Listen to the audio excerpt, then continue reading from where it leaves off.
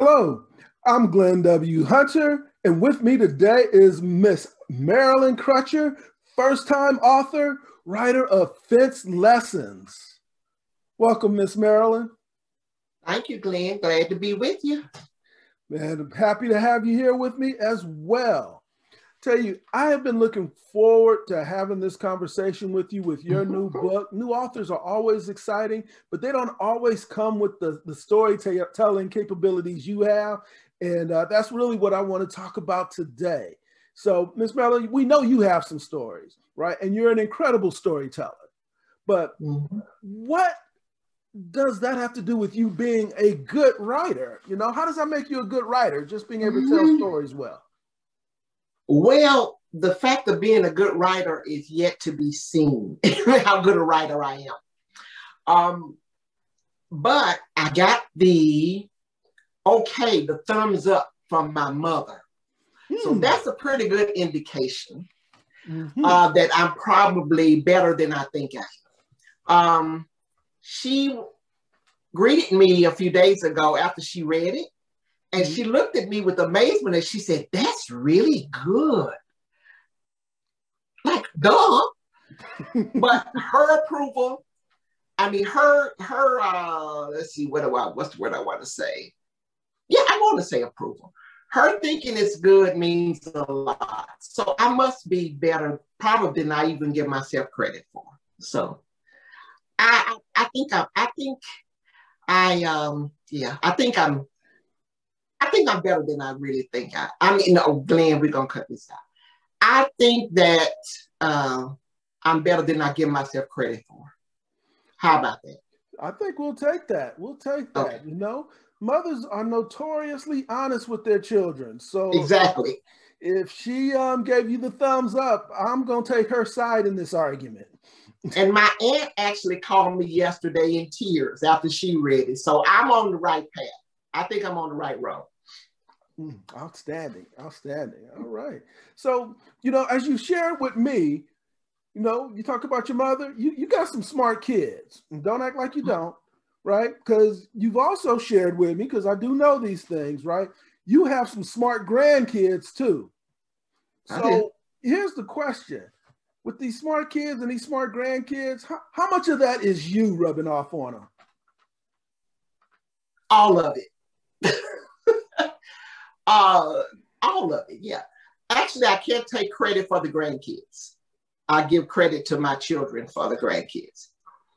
But I take credit for my kids because they're not supposed to be as smart as they are. That's God, Glenn. That is God. I had my daughter tell me a few days ago, she knows that I'm working on some issues, some things, some personal things. And I don't have confidence, you know. And I look at her and I'm amazed that she's mine. And she looked at me and she said, "I'm you. I just have courage." So that, I take credit for them, and I give God credit for that too. Okay. No, I think there's a lot of wisdom in that. So, you know, funny, as we show this wisdom, Fence Lessons is a book about wisdom, and it's a book about life. But in all those pages, what is your favorite story in the book and why? Okay. This book, I wrote it about my 90-year-old neighbor next door, who I met 20 years ago when I moved into my home, and his wife. And it was about meeting them at the fence and just having conversations, getting to know each other. But the lesson I learned many from him. And in the book, I talk about the lessons that I learned: acceptance and love and faith and trust, commitment, compassion, humility. These were all him and her.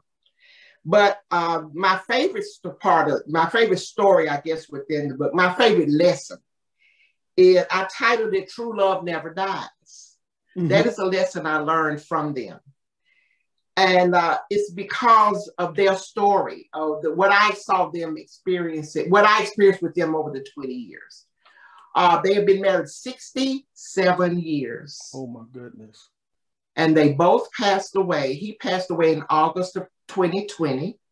She passed away January the 21st, 2021. And true love never dies, because she had Alzheimer's. And over the years, we noticed that there was things were different for them. And when they were big yard people, would get out and mow their yards together as a team, you know. And I noticed that she would always be more in our yard rather than theirs. So I knew something was, something's going on. I observed, and it happened over and over and over. He would patiently come get her, take him back down to their portion of the property line and mow. But that's when I actually approached him and said, I can't remember the exact words I asked, but it's like, what's going on? And his sweet sweetheart, he looked at me, he said, she has that Alzheimer's. And I said, oh, what can I do for you? He resisted. He said, I can take care of her. I can take care of her. I don't need any help. But I knew he did. At that time, he was probably in his mid-80s. And she was maybe a few years younger.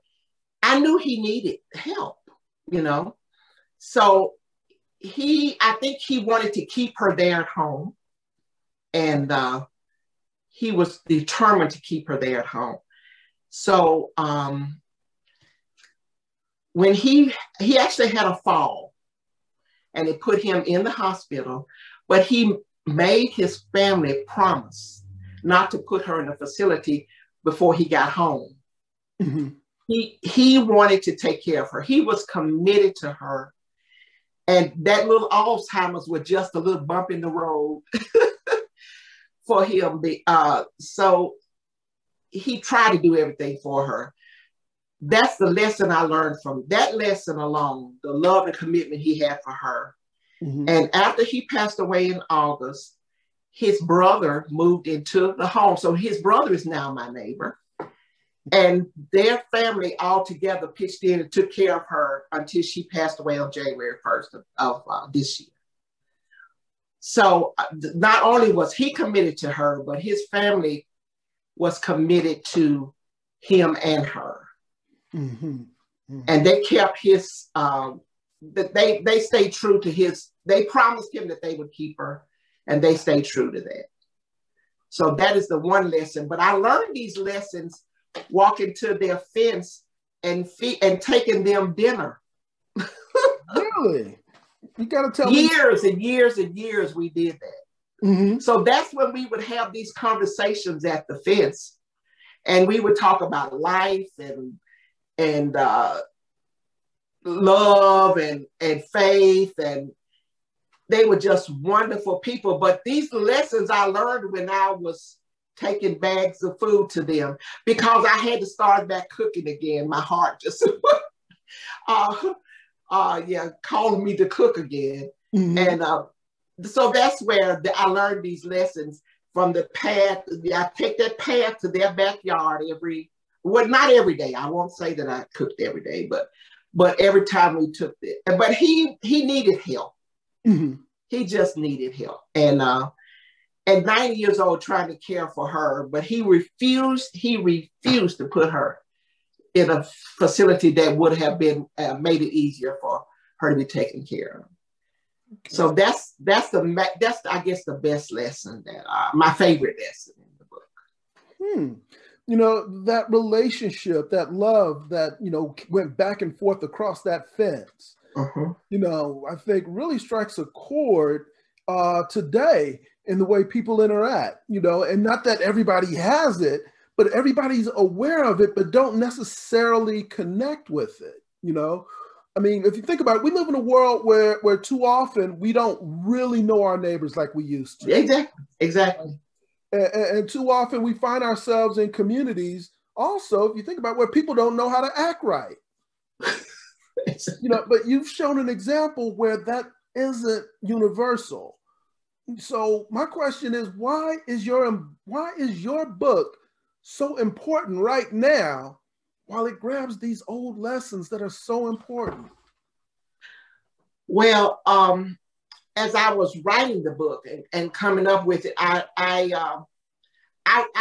realized what you just brought up. Those days are gone. The days of walking across the street, playing in the yard with other kids. You know, you always had that one neighbor whose grass never grew because all the kids, you know, stayed in their yard. Mm-hmm. Or you had the shade tree mechanic, is what I call it. The man who up the street who knew how to fix everything with a motor. He would come down and tell you to crank it up. He could do everything from change your oil to drop in a new motor, you know, in his yard. Those days are gone, and I realized that. But I found a quote actually that made me. All human beings are our neighbors. We share the same planet.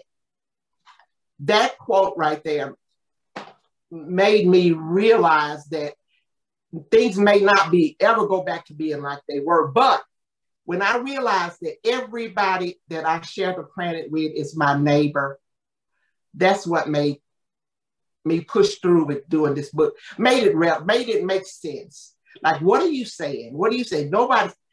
Everybody's our neighbor. Mm-hmm. Show compassion and kindness to everybody that you see in the store. If you push somebody's buggy if you're taking your buggy back, take somebody's buggy. If somebody in front of you needs 25 cents to pay for give them the quarter.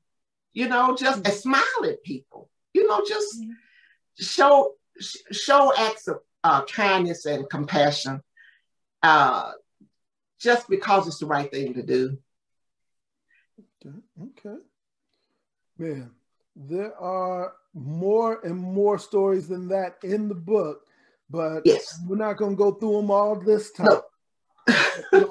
my last question, Miss Marilyn, is you giving us a peek, not just into the book, but your community and into your heart. Help us understand, how do people buy your book? Well, I have an email. You can email me directly, mm-hmm. and I will facilitate that. And I also have access to PayPal for someone to purchase the book through PayPal. Okay. And being honest and transparent, Glenn, mm-hmm. I'm having assistance from some of those smart children that I have. We're setting that all up. This is all new to me. I sat behind in a cubicle for 30-something years with an adding machine and a computer. Mm-hmm. So all of this, knowing what to do and how to do it, I'm a work in progress. You know, I think probably one of the stories that is folded in your book is we're all work in progress right about now. Yes. Boy, Miss Marilyn, I have so enjoyed our time hearing more about fence lessons, knowing that there is some wisdom out there for all of us to benefit, not just being better people, but better community. Better community. And, thank you for carving out a piece of this time with me to help share the message of what you're putting out into the universe, putting out into the world, that I think people who read it, they're just going to walk away feeling a little bit better about what tomorrow has for them. Thank you very much. I'm glad to share kindness and compassion. Indeed. Again, Glenn W. Hunter, Ms. Marilyn Crutcher, author of Fence Lessons. And by all means, find the book, buy the book, take those lessons, put them to heart, and just share some of that goodness, some of that sunshine. Just share a smile with a neighbor. Exactly. Exactly. Thank you, Glenn. Ms. Marilyn, the pleasure's been mine. Thank you. And thank you for making this so easy for me. Indeed. Bye-bye.